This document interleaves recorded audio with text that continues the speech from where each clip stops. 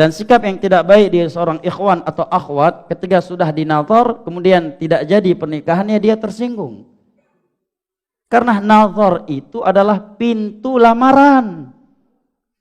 Dengan nazarlah seorang bisa memastikan dirinya itu condong, suka ataukah tidak.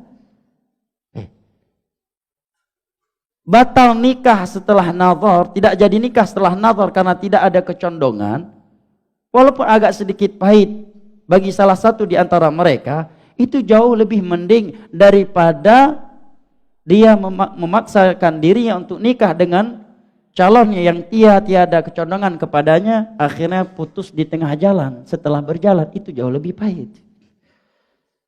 Makanya di dalam Islam suruh nazar dulu, setelah nazar baru khitbah, lamar. Seringnya terjadi di antara bagian ikhwan dan akhwat, lamar dulu baru nazar. Begitu nggak jadi, tersinggung, keluarga malu. Ini keliru.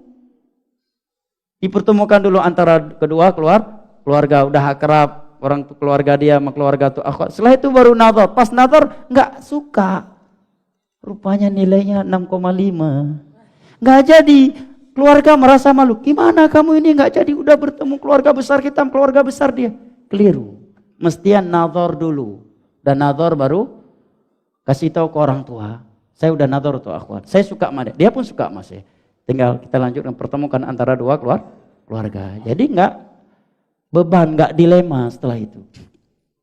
Dan bagi akhwat atau ikhwan, setelah dinazar sudah diberikan jawaban, ketika ditanya gimana akhi, atau dia tanya lewat majomblang, coba tanya ke dia bagaimana.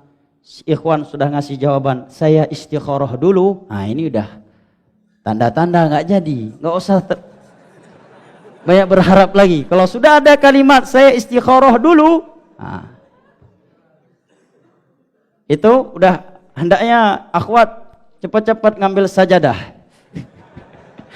Demikian juga ikhwan, kalau akhwat yang ngasih jawaban saya akan istikharah dulu, ya siap-siap mentalmu, ya siap-siap cari yang lendeh, itu hak dia. Hak dia untuk menjawab mau atau tidak. Ya.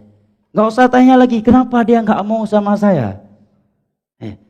Kenapa dia tidak mau dengan saya? Karena nanti kalau dia berikan jawabannya, kamu akan lebih sedih lagi. Kamu akan lebih sakit lagi, ya kan? Makanya akhwat jangan tanya. Biasa ini penyakit akhwat. Coba tanya kenapa dia nggak mau sama saya.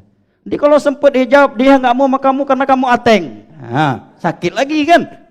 Nggak usah tanya. Kalau dia udah kasih jawaban, saya akan istikharah dulu, itu udah cukup. Ya, siap-siaplah untuk perbanyak tasbih, tahlil, takbir. Ya, baik jamaah. Ini hal yang penting untuk kita perhatikan. Wallahu a'lam bishawab.